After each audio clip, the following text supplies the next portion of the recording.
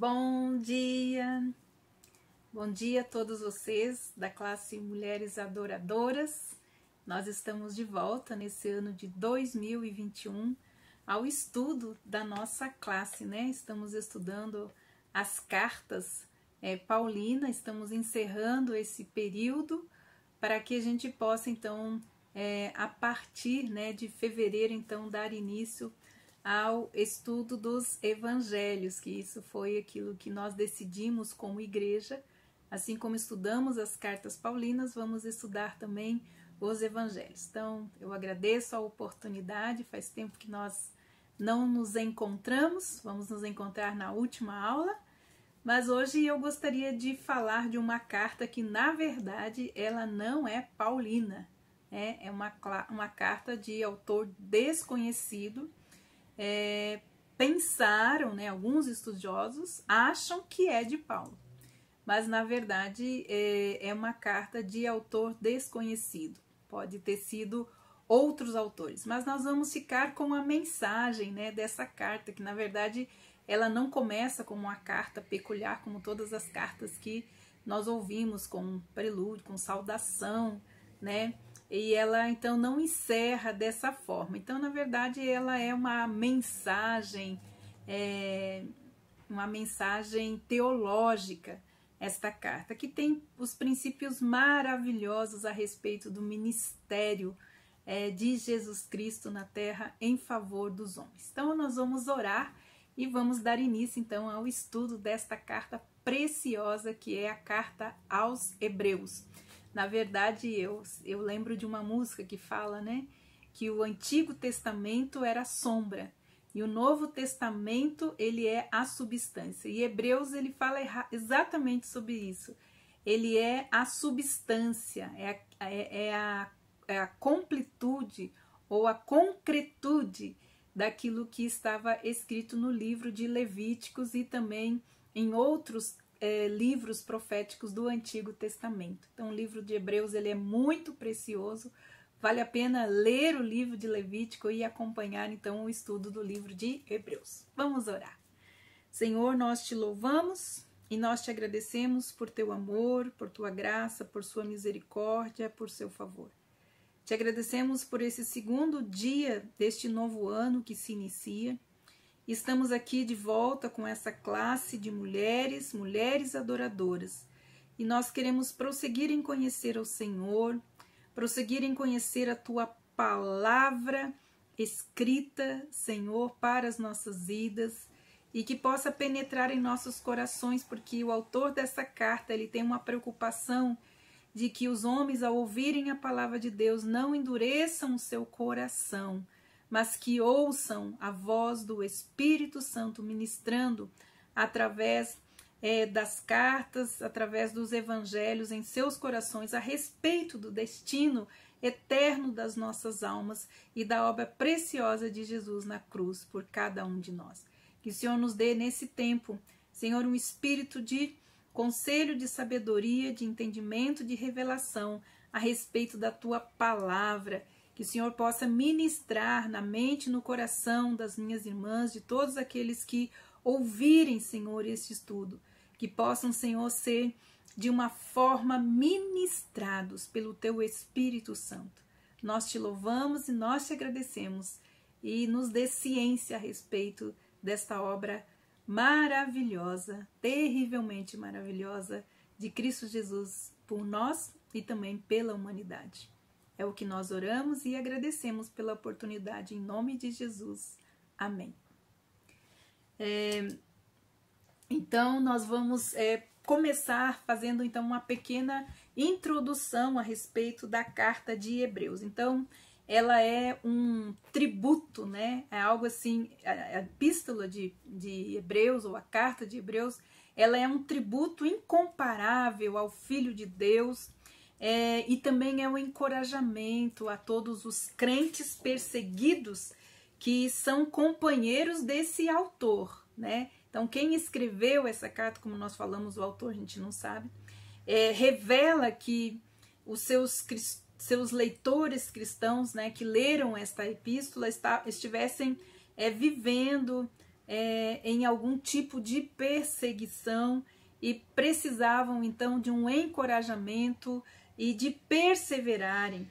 Então essa carta ela tem uma dupla mensagem, abordagem. Então ela fala, exalta Jesus Cristo, que é tratado como Deus e também como Filho do homem. E assim então ele é o único que pode servir de mediador entre Deus e os homens. Então tudo que estava acontecendo, esse povo, né, esses hebreus estavam precisando então de um encorajamento.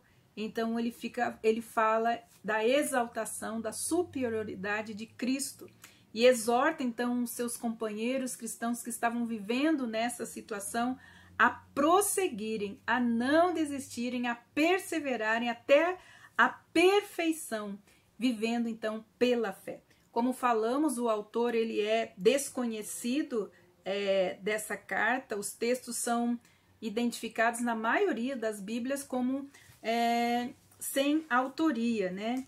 E então não identificando qual seja o autor. O que se sabe é que o autor era um cristão e da segunda geração, não da primeira geração, pois ele disse que a mensagem de Cristo lhe foi então confirmada, quer dizer que então ele não ouviu, alguém confirmou. Então ele fala no versículo 2 e 3. Então nós vamos fazer a leitura só para a gente entender claramente o que nós estamos querendo falar. Então o que o autor quis dizer exatamente isso. Nós vamos então no livro de Hebreus, vamos fazer a leitura. No capítulo 2 de Hebreus, nós temos então versículo 3 que diz assim: como escaparemos nós se negligenciarmos tão grande salvação, a qual, tendo sido anunciada inicialmente pelo Senhor, foi-nos confirmada pelos aqueles que ouviram. Então aqui ele está dizendo exatamente isso. Então, pelos que ouviram do próprio Jesus. Então ele é da segunda geração, não é da geração que esteve com Jesus. Visto que porque Paulo então não é considerado o autor dessa carta. Paulo afirmava que o seu evangelho fora revelado pelo Senhor Jesus. Então suspeita-se que ele então não seja o autor dessa carta de Hebreus. Devemos ficar satisfeitos, né, pelo fato que os cristãos primitivos receberam a carta como uma escritura realmente inspirada e autorizada e que seu valor para o discipulado cristão é inquestionável. O que nós podemos aprender a respeito de Cristo, então, nesta carta não se questiona. A data, provavelmente, né, não tem também assim algo muito definido, é que tem sido escrita então durante a perseguição de Nero, né, naquele tempo, talvez um pouco antes da destruição do templo em Jerusalém. Essa carta pode ter sido escrita. Mas qual é então a mensagem, qual é o propósito desta carta, desse autor? Por que ele escreveu então essa carta? Nós vamos ver. Depois nós vamos fazer a leitura então dos capítulos. Primeiro vamos fazer essa introdução. Então, qual é a mensagem e o propósito? O autor da carta de Hebreus queria exaltar Jesus Cristo. Então, a indicação verbal desse desejo dele de exaltar Cristo acima de tudo e acima de todos é consistente e também é repetitivo da palavra. Tem uma palavra que se repete, então, principalmente nesse primeiro capítulo, que é a palavra grega kreiton, que significa mais excelente, superior ou melhor. Então, essa palavra é o ponto comum que une, então, essa argumentação teológica deste livro, que fala, então, de Deus e do seu Filho, Jesus Cristo. Em comparação com todas as coisas, então, no plano divino para a criação e a redenção. Então, esse autor consegue unir todas essas coisas e convergir todas elas em Cristo, mostrando que ele é superior a tudo, então, e a todos. Então, Jesus Cristo é superior. O autor descreve a superioridade da nova aliança, né, do novo concerto em relação à antiga aliança que foi feita, né, no Antigo Testamento. Então, esse novo concerto, essa nova aliança, na verdade, é do Antigo Testamento, né? Então, essa nova aliança que está descrita aqui no livro de Hebreus é o cumprimento, então, da lei e das promessas de Deus no Antigo Testamento.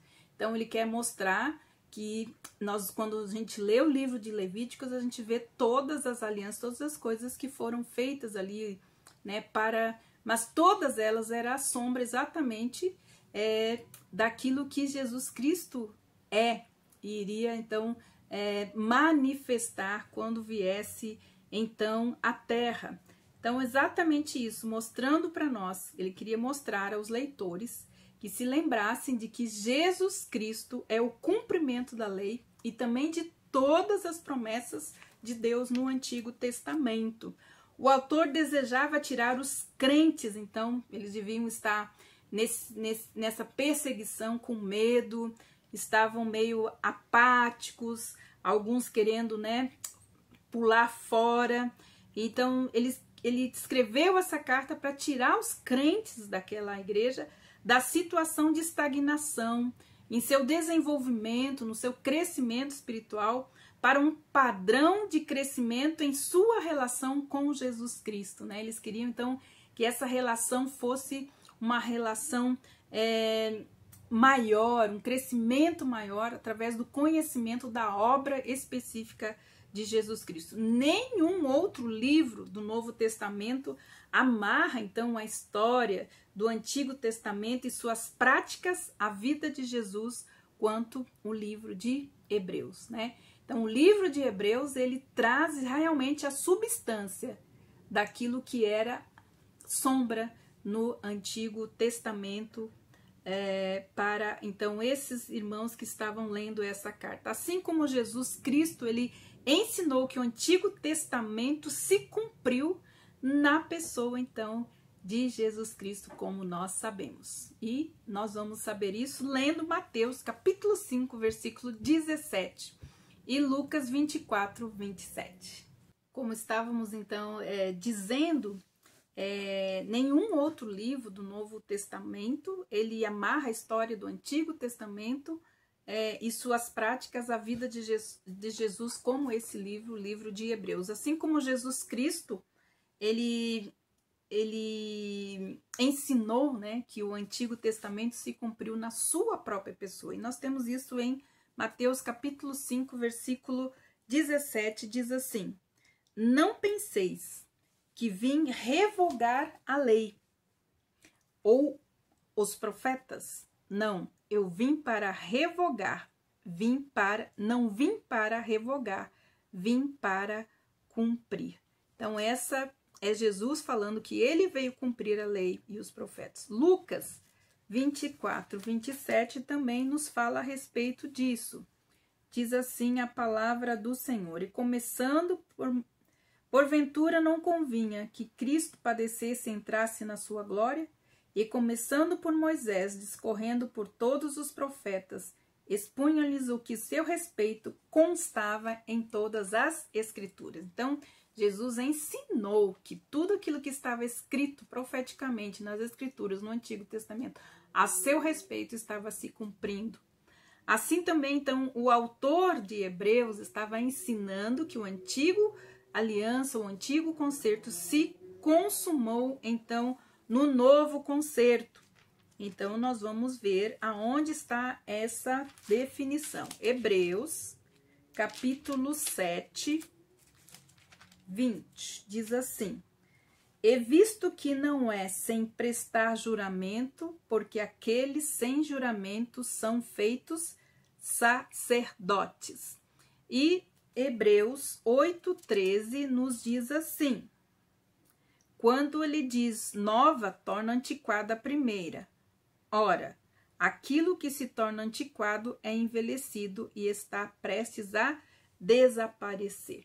Então, Hebreus igualmente revela a razão do antigo concerto ter sido cumprido, então, no novo concerto. O novo concerto é efetivamente superior. A nova aliança é feita superior pelo ministério de Jesus Cristo. Então, a importância da gente entender isso, né? Que o autor dessa carta queria mostrar a superioridade e o cumprimento, então, da aliança no Novo Testamento através da vida de Jesus Cristo. Mas qual é a estrutura, então, dessa epístola, dessa carta? A carta dos Hebreus é um sermão teológico escrito.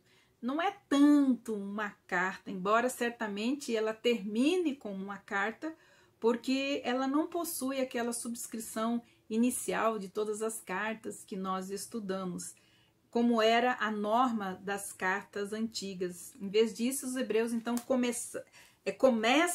Hebreus começa com um ensaio introdutório sobre a superioridade de Jesus, e é isso que nós vamos ler então do capítulo 1 no capítulo 1, dos versículos 1 a 4, nós vamos ver então exatamente o teor, o foco, né, desta carta, que é, então, a superioridade de Jesus.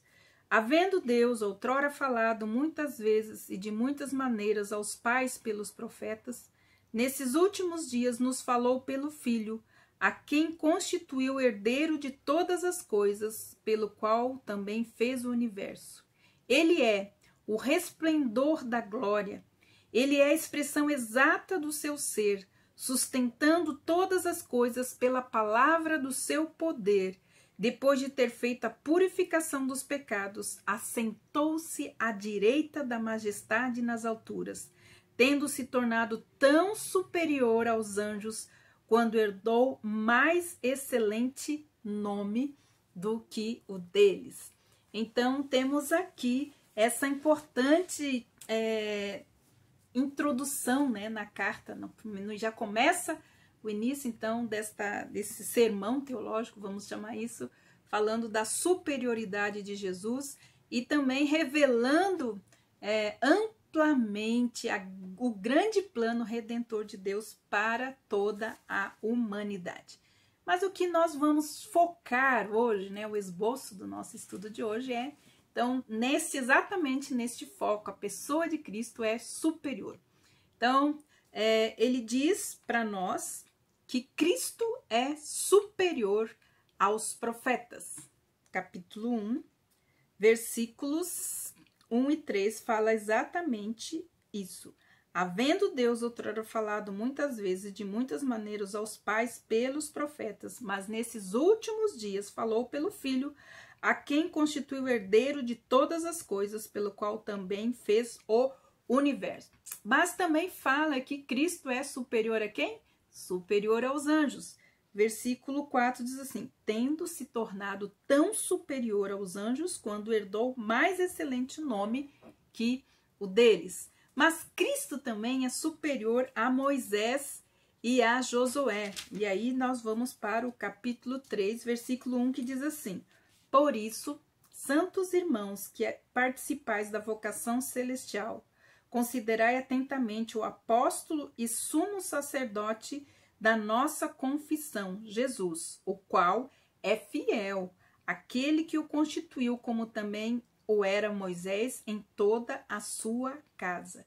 Jesus, todavia, tendo sido considerado digno de tanto maior glória do que Moisés, quanto maior honra do que a casa tem aquele que a estabeleceu, pois toda a casa é estabelecida por alguém, mas aquele que estabeleceu todas as coisas é Deus. E Moisés era fiel em toda a casa de Deus, como servo para testemunho das coisas que haviam de ser anunciadas. Cristo, porém, como filho em sua casa, o qual a casa somos nós. Hoje nós somos a habitação dele, né? A qual casa somos nós, se aguardamos firme até o fim a ousadia e a exultação da esperança. Então, nós temos aqui exatamente falando que Cristo é superior também a Moisés. Mas por que Cristo, então, é superior? Então, aqui no texto nós vamos lendo isso, né? Por que Cristo é superior? Todas as coisas na criação e na história da redenção estão centradas em Jesus Cristo, o Filho de Deus, que também é o Filho do homem, né? O autor estava então convencido de que Jesus era o ponto central da fé da igreja. E como Paulo também já falou, que Deus ia convergir todas as coisas em Cristo. Então esse autor, ele também tem esse mesmo pensamento, né? Que o foco central, né, a fé da igreja, ela é firmada exatamente nisso, né? Que Cristo, ele é superior a tudo e todas as coisas foram feitas, então, por meio dele. Jesus Cristo, ali ele vai falando, né? Como nós lemos, Jesus Cristo também é o agente da criação. Ele é o apogeu da revelação e ele é o mediador da redenção e ele também é o juiz da história. Então fala que ele é o mediador entre os homens, entre Deus e os homens. Então ele vai falando exatamente isso, mas ele também é o juiz da história, como nós vemos no versículo 2. Nesses últimos dias nos falou pelo Filho, a qual constitui o herdeiro de todas as coisas, pelo que também fez o universo. Nesses versículos, então, ele vai associando a revelação de Jesus Cristo, a revelação anterior de Deus, né, pelos profetas do Antigo Testamento. Então, Deus no passado, ele falou muitas vezes, como eu falo assim, e de várias maneiras pelo profeta a respeito de quem? A respeito do Filho de Deus, sobre o Filho do homem. No passado, Deus falou muitas vezes, mas agora foi além dessa revelação anterior, ele falou diretamente. Então, antes falou pelos profetas e hoje ele estava trazendo uma revelação, então, do seu Filho a toda a humanidade diretamente. A doutrina, então, dessa revelação que foi progressiva desde o Antigo até chegar aonde chegou, reconhece, então, as palavras dos profetas como uma revelação divina. Mas as palavras deles apontavam adiante, sempre apontando para quem? Para o Messias. Então, essa revelação progressiva chegou aonde? Aonde deveria chegar. Chegou no Messias. E esse Messias, né, o enviado de Deus, já chegou. E nós sabemos que ele é Jesus Cristo. Depois disso, 7 louvores, né? Então, aqui nesse texto, existem 7 louvores, 7 formas de adoração a Deus, que é o argumento que esse autor colocou na carta. Então, são 7 louvores que dão início, então, a esse argumento da carta, que Jesus Cristo, ele é superior a tudo o que veio antes dele e aquilo que virá depois. Então, ele começa uma exaltação com 7 louvores. Então, o primeiro deles, ele diz, Jesus Cristo é o herdeiro da criação, para quem todas as coisas foram feitas. O segundo louvor, ele é o Criador, por meio de quem todas as coisas passaram a existir. O terceiro louvor, ele é o resplendor da glória divina, a qual toda a criação se volta aguardando, que ele fala aqui, aguardando a excelência, então, da sua manifestação final. Número 4, louvor número 4, ele é a expressa imagem da pessoa de Deus, o Pai. O que significa que o Filho participa da natureza divina também com o Pai. Quinto, ele é a palavra de Deus, ele é o único profeta de Deus que também é o próprio Deus. Sexto louvor, ele é o sacerdote de Deus que representa então o sacrifício perfeito por todos os pecados humanos. E ele é, sétimo louvor, o rei que assenta no trono à destra do Pai. Por isso Jesus é mais excelente do que aqueles seres elevados da criação que nós conhecemos como anjos. Então, tivemos aí entendendo por que Jesus Cristo, então, é superior a todas as coisas. E nós vamos então agora fazer um resumo, então, de cada capítulo, do capítulo 1, do capítulo 2 e do capítulo 3, que é o que nós vamos estudar hoje, né? Gostaria que você lesse em casa, então, esses capítulos, capítulo 1, capítulo 2 e capítulo 3, e prestasse bem atenção, então, em tudo isso que nós estamos aprendendo. Então, no capítulo 1, que tem como subtítulo a revelação de Deus e também Cristo é o Filho e os anjos são ministradores. Então, o capítulo 1, o autor está ensinando a respeito da natureza divina e humana do Filho de Deus.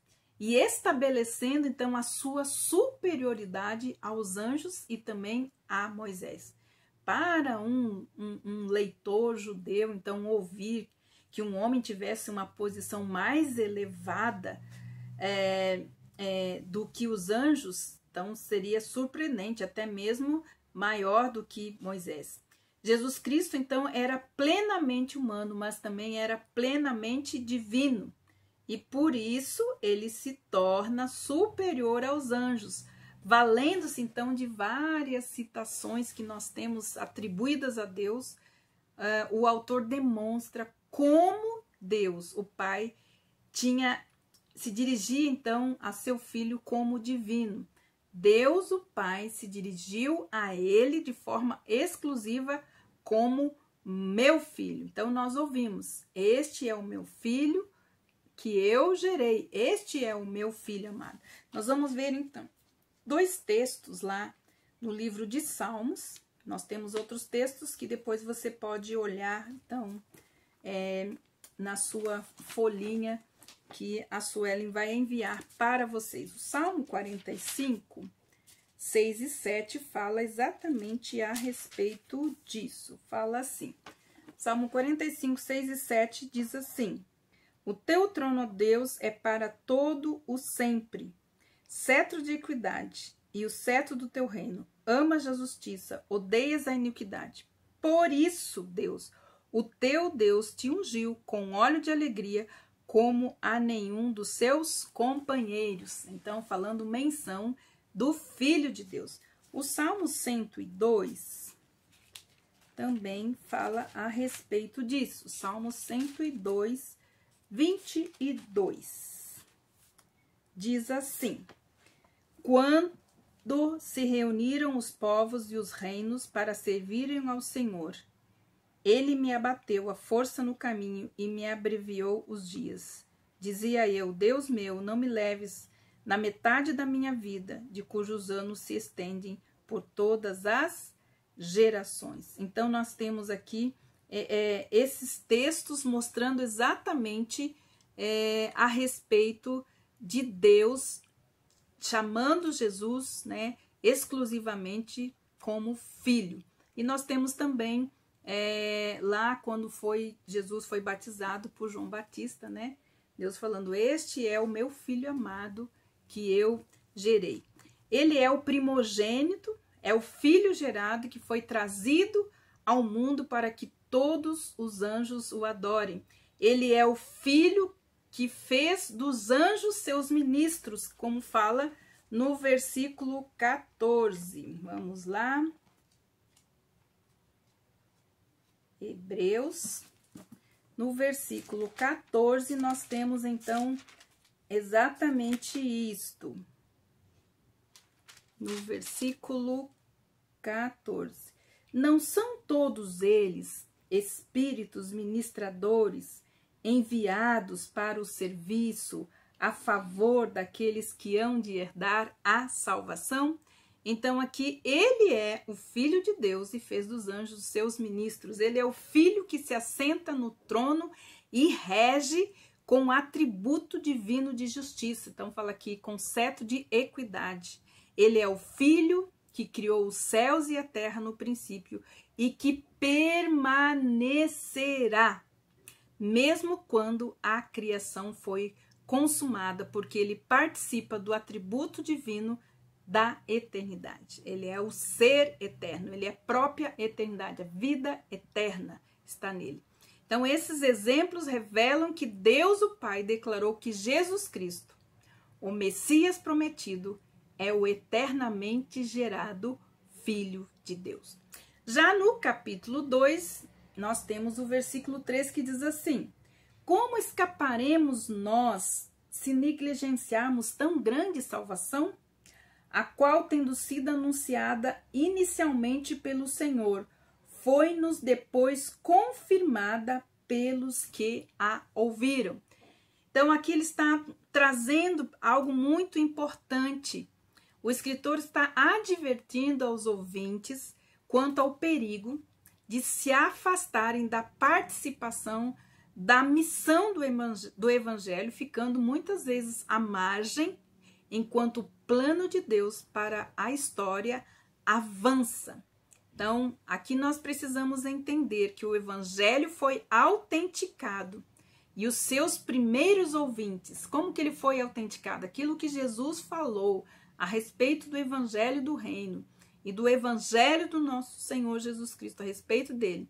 Tudo isso foi autenticado pelos primeiros ouvintes, por meio do quê? Por meio dos milagres, por meio das maravilhas, dos dons do Espírito Santo, que foi distribuído enquanto a igreja estava em sua etapa de fundação, como nós estudamos lá, então, no livro de Atos. Jesus foi por Deus coroado de glória e de honra, porque sofreu a morte por todos nós.